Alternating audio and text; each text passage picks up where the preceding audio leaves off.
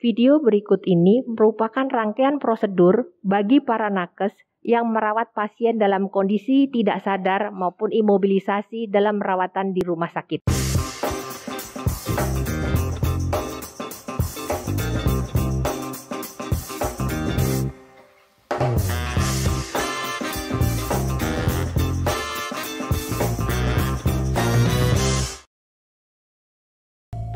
Pada waktu pasien masuk ke dalam setting emergensi atau ke IGD, usahakan pasien dilakukan posisi proning atau tengkurap lebih awal. Pasien dimintakan dalam kondisi rileks, kemudian memposisikan diri untuk tengkurap. Awalnya kita mintakan untuk mengambil bantal, silakan bantalnya diambil, lalu ditaruh di atas perut, geser badannya ke samping, tekuk kakinya, kemudian lutut ditekuk dan rolling ke arah kita, diposisikan, lalu kembali diposisikan ke arah tengah. Bantal diletakkan di pinggul, kemudian pasien tengkurap secara rileks. Kita sediakan selimut yang sudah dilipat sebagai ganjar tulang sternum maupun tulang leher agar pasien dalam posisi relaksasi seluruh batang tubuhnya sehingga kemampuan toraks untuk bernafas dan rekrutmen oksigen lebih baik. Angkat, letakkan di sternum, tulang leher, dan tadi untuk berbaring dalam kondisi rileks. Kalau kita melakukan tindakan proning pasif, kita harus mempersiapkan alat-alat yang mungkin dibutuhkan pada waktu hendak memposisikan tengkurap pasien yang perlu dibantu maksimal. Pertama, kita siapkan 2 bantal, bisa juga dibutuhkan 3 bantal termasuk bantal yang digunakan oleh pasien. Kemudian 3 selimut yang satu digulung untuk nanti landasan kepala atau dahi untuk memposisikan apabila pasien menggunakan ventilator atau menggunakan nasal kanul atau hypo nasal kanul. 2 selimut yang lainnya untuk membungkus atau membedong pasien saat kita posisikan dari miring menuju tengkurap. Pada pasien yang melakukan pasif proning, kita sediakan selimut untuk diberikan sebagai lapisan bawah pasien sebelum kita melakukan wrapping atau kita bedong pasien sebelum kita posisikan dalam posisi tengkurap. Prosedur ini membutuhkan sekitar 1-2 orang karena ada 1 orang lagi di sisi lain untuk membantu. Di sini saya simulasikan bagaimana saya miringkan pasien dalam kondisi imobilisasi yang tidak sadar, saya miringkan, pastikan posisi aman, kita paskan selimut posisi bawah pasien,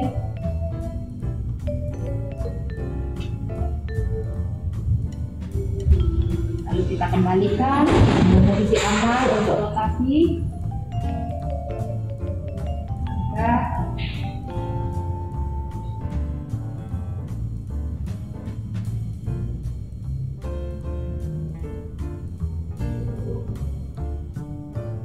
Lapis pertama terpasang.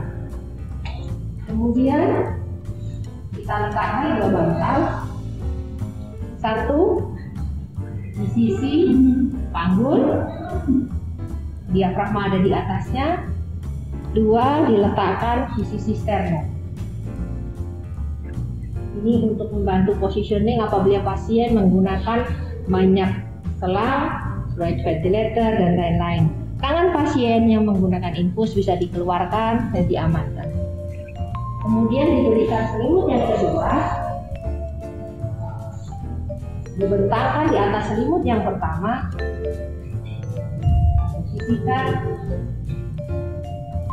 untuk mempermudah saat kita melakukan bedong pada pasien tersebut.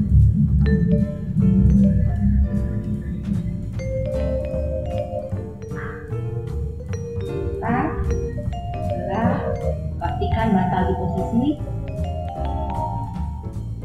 dan selimut yang ditarik.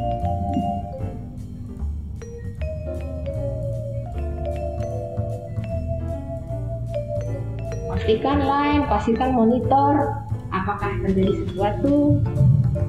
Karena tindakan proning bukan tidak ada masalah, banyak sekali faktor hemodinamik yang mengganggu. Setelah kita pastikan bantal di tempat, kita geser pasien mendekati arah kita dengan 1 orang menjaga di sebelah yang berlawanan kita tarik ke tepi tempat tidur.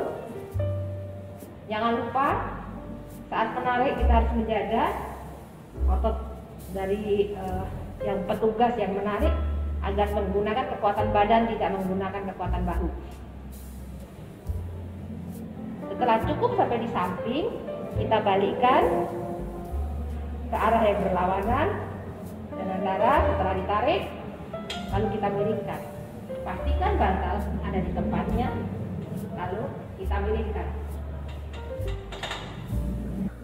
Setelah pasien pada posisi seperti ini, kita posisikan pas tepat dan buka semua selimut yang digunakan menggendong tadi, diposisikan betul di bagian pinggul, kemudian bagian dada kita posisikan akan menopang tulang dada, dan diafragma ada di dalam luka ini untuk dia bernafas lebih baik.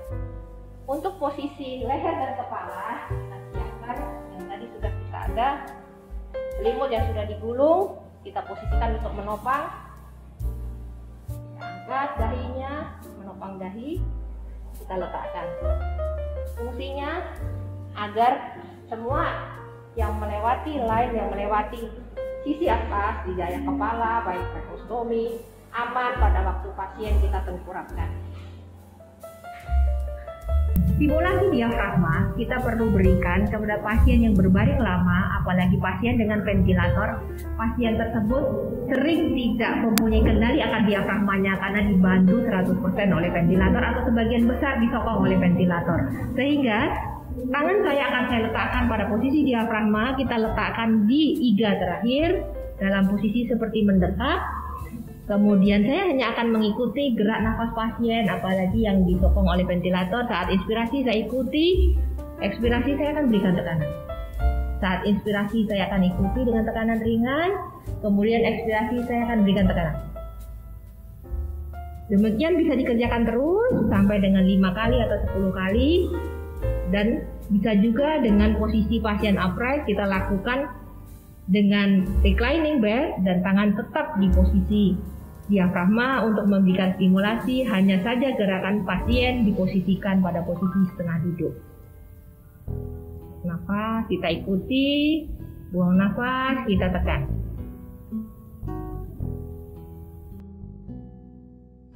Demikian rangkaian video edukasi dari kami, semoga bermanfaat. Assalamualaikum warahmatullahi wabarakatuh.